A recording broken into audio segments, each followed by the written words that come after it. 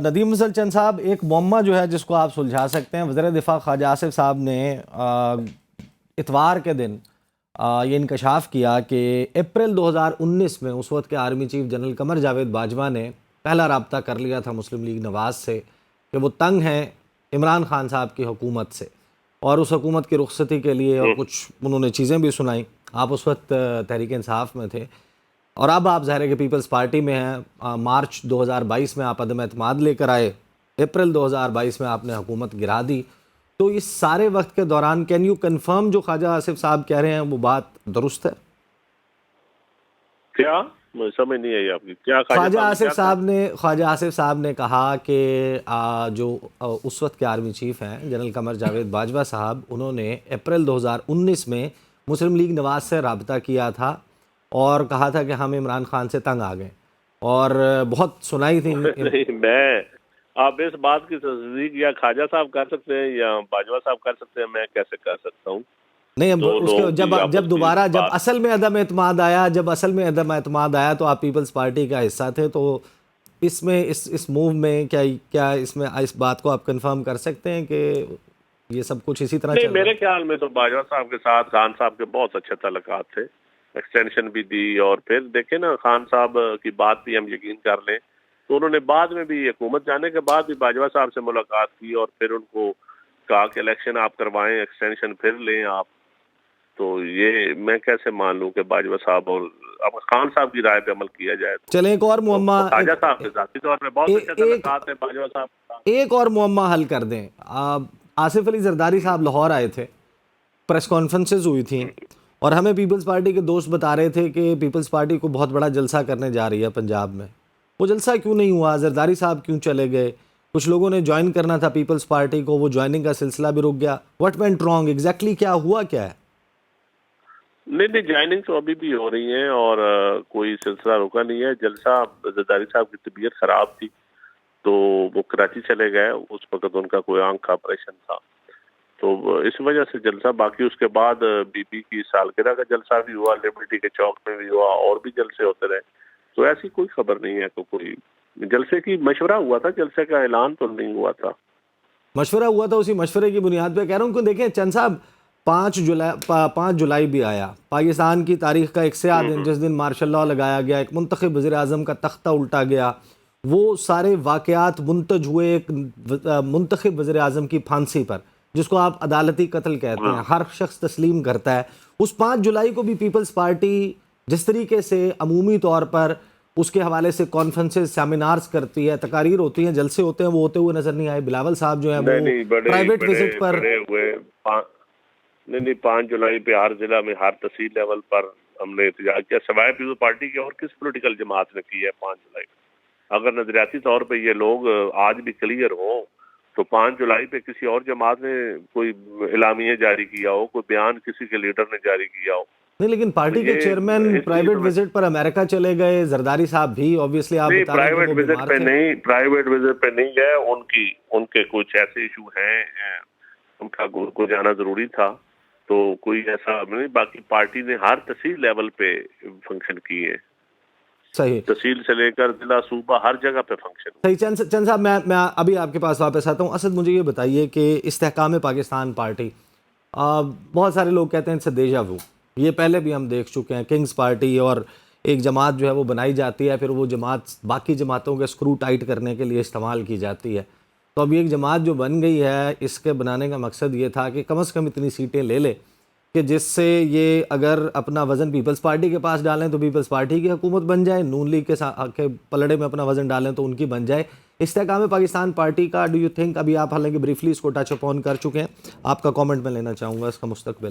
دیکھیں، استحکام پاکستان پارٹی میں کہ کچھ لوگ جو اب آ گئے ہیں اس میں، یہ پہلے جب منحرف ہو کے نون لیگ کے پاس گئے تھے، نون لیگ کے ٹکٹ سے انہوں نے 17 جولائی کو الیکشن لڑا تھا، اور 17 جولائی کے الیکشن کا جو نتیجہ ہے وہ ہمارے سامنے تھا۔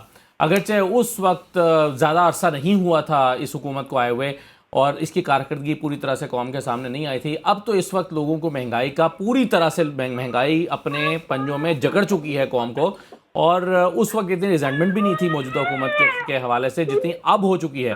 تو اس وقت جو ہے وہ میں سمجھتا ہوں کہ اتنا آسان نہیں ہوگا کسی بھی ایسے شخص کے لیے یا ایسی جماعت کے لیے الیکشن میں اترنا جو تحریک انصاف کی مخالفت میں الیکشن لڑ رہا، خاص طور پر جو تحریک انصاف سے ٹوٹ کر گئے ہیں ان کے لیے تو بالکل آسان نہیں ہوگا.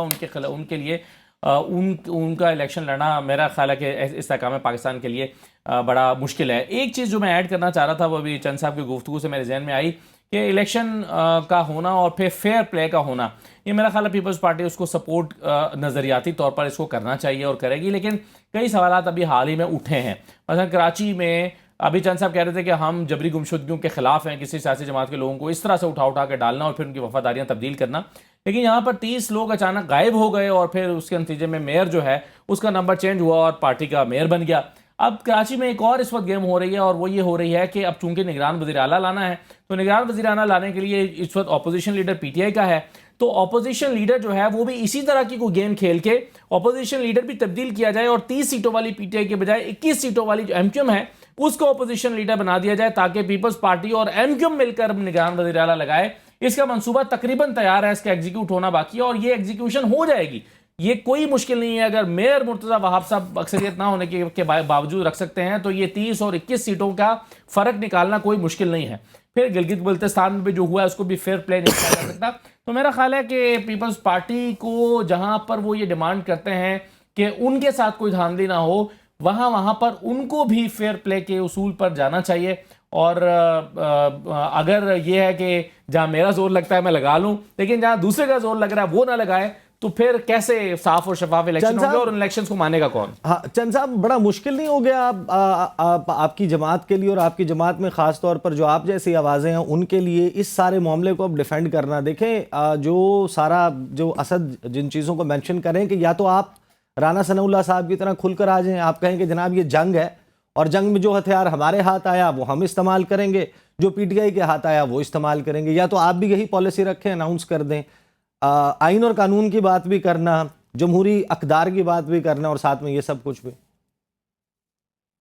ٹی آئی کا ہتھیار کے استعمال کرنے کی پالیسی پہ جایا جائے تو پھر تو رانا صاحب کی بات میں وزن ہے، لیکن اگر فری اینڈ فیئر یا عدل کی بات کی جائے یا ڈیموکریسی کی بات کی جائے تو پھر میں سمجھتا ہوں کہ رولز آف گیمز جو آئین کے اندر طے ہے میرے خیال میں ان کے ساتھ ہی چلنا چاہیے.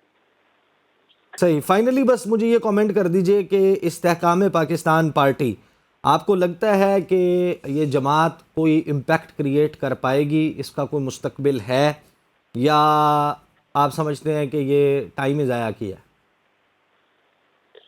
دیکھیں جی، میں اس وقت کچھ نہیں کہہ سکتا. ابھی تو وہ پارٹی بنی ہے، ابھی وہ اپنے کینڈیڈیٹ اناؤنس کرے گی. بڑے تگڑے کینڈیڈیٹس بھی ہیں ان کے پاس جن کو میں ذاتی طور پہ جانتا ہوں کہ جو خود الیکشن اپنے بل بوتے پہ بھی لڑ سکتے ہیں، تو شاید وہ سیٹیں بھی نکال جائیں.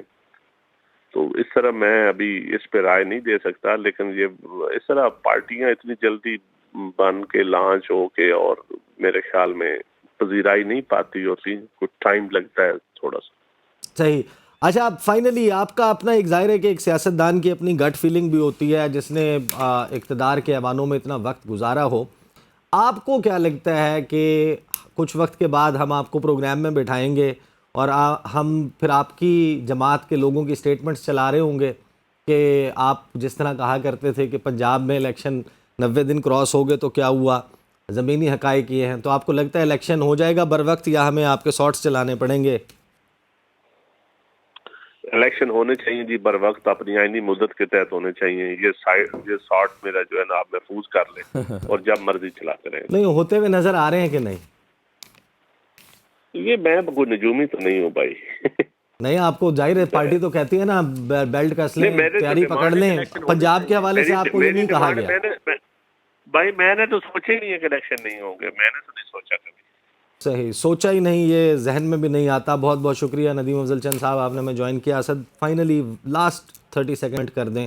میرا خیال ہے پیپلز پارٹی تو چاہتی ہے کہ الیکشن ہو، پیپلز پارٹی تو چاہتی ہے کہ وقت پر الیکشن ہو، کیونکہ پیپلز پارٹی کو ایک آئیڈیل سچویشن نظر آ رہی ہے اور پیپلز پارٹی کو یہ بھی لگتا ہے کہ جو پچھلی مرتبہ کا الیکشن رزلٹ تھا اس سے بہتر ہوگا، اور ان کو یہ بھی لگ رہا ہے کہ کچھ اس حد تک وہ یعنی کوئی 70 80 90 سیٹیں تک اگر وہ مینج کرتے ہیں تو پھر وہ جوڑ توڑ کر کے بلاول کے لیے راہ ہموار کر سکتے ہیں. تو میرا خیال ہے کہ پیپلز پارٹی ہی وہ واحد سیاسی جماعت ہے جو اس وقت الیکشن کی سب سے زیادہ حامی ہے. بہت شکریہ اسد اللہ خان. آج چند صاحب نے دو بڑی خبریں دی ہیں. ایک تو وہ یہ کہ وہ کہہ رہے ہیں کہ پاکستان تحریک انصاف کے اوپر پابندی لگانے میں اس وقت اگر کوئی ریزسٹنس کر رہا ہے تو وہ پاکستان پیپلز پارٹی ہے، باوجود اس کے کہ کچھ وزراء ان کے ڈیفرنٹ قسم کی پریس کانفرنسز کرتے ہوئے نظر آتے ہیں. ساتھ ہی چند صاحب یہ بھی کہہ رہے ہیں کہ پی ٹی آئی کے ساتھ اتحاد ابھی بھی آن دا کارڈز ہے.